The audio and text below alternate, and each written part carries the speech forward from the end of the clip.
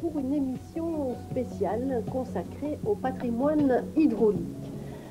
L'utilisation de l'eau par l'homme a en effet laissé de nombreuses traces tangibles au cours des siècles. Ainsi, nous visiterons tout d'abord le moulin de Soulmes dans l'entité de Douache, un des lieux les mieux préservés de l'Entre-Sambre et Meuse.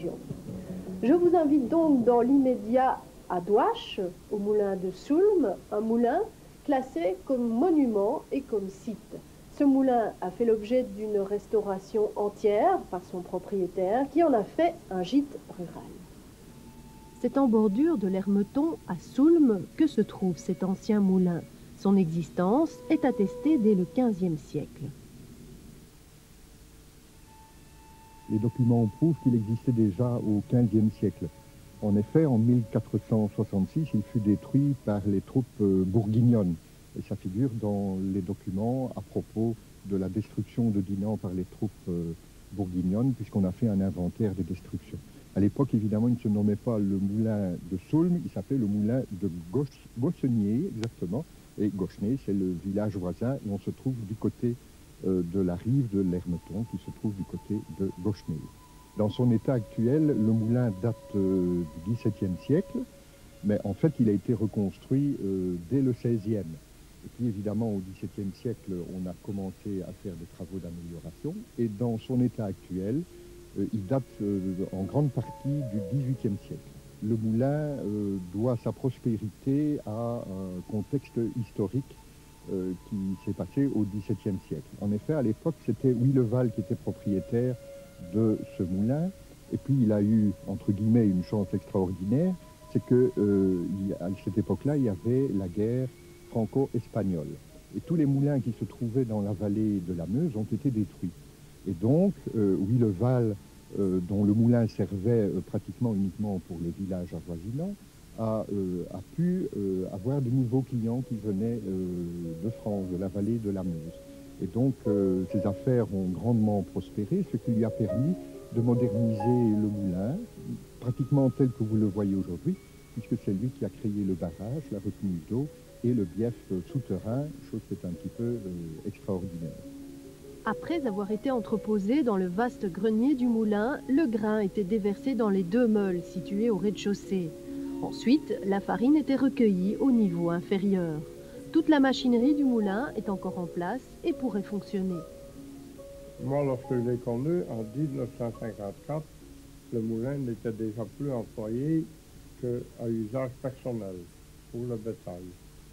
Mais tous les appareils, tout était encore intact et il pouvait encore fonctionner pour la farine, mais seulement faute de rentabilité, manque de clients, donc c'était terminé. Il a arrêté donc de fonctionner pour les gens vers 46-47. Comme moulin à façon. Mais il y a eu une évolution constante parce que pendant la guerre, il fonctionnait en plein rendement, mais avec 2 meules.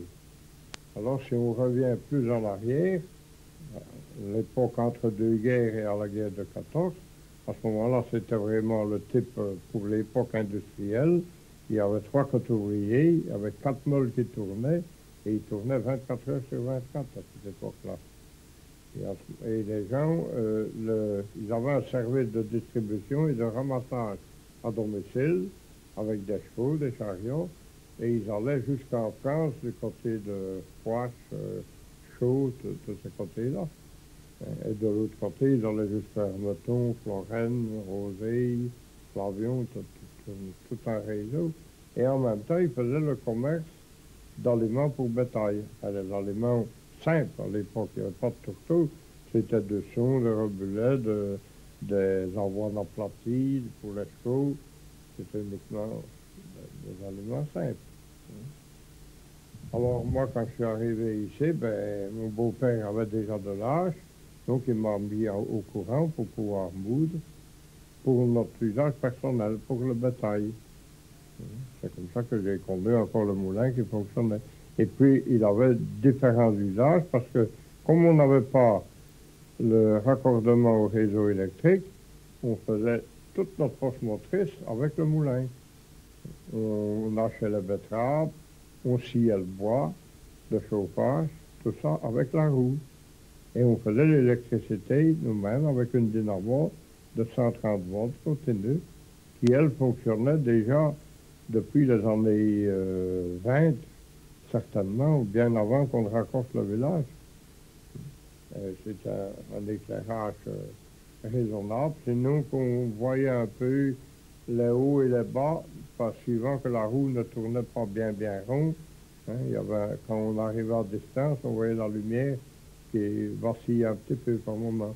Mais quand on est à l'intérieur, on ne remarquait même pas. La machinerie ici, elle est assez ancienne, elle date de 1794, comme on peut le voir. 1794, comme on voit ici, c'est la dernière partie en date. Donc, la dernière transformation, modernisation qui a été faite.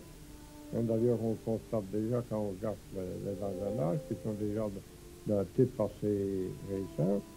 Et l'ancienne partie qui moulait les poutres, je ne sais pas exactement de quelle date, quelle époque elle provient, mais on voit que c'est une construction beaucoup plus rudimentaire, donc beaucoup plus ancienne. Et le barrage, tel qu'il est, il date de 1650. On a retrouvé des dates inscrites sur les pierres, 1650-1654. Ce qu'on présume qu'il aura duré 4 ans pour le construire, parce qu'on a amené là pour construire ça des pierres qui pèsent des tonnes, hein, et tout ça avec les moyens qu'on avait alors, ça aura dû prendre un temps infini. Et alors nous ici, on a